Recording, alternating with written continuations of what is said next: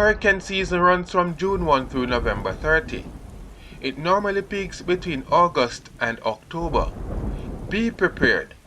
Secure the outside of your home. Check the roof of your house and repair areas that might leak. Also, make sure that zinc sheeting is properly fastened.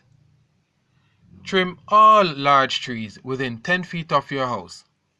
Remove patio furniture, potted plants, garbage bins, and toys and place them inside the home.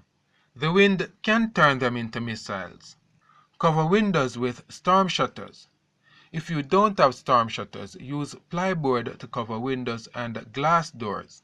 Monitor your radio or television for weather updates and instructions. Be prepared.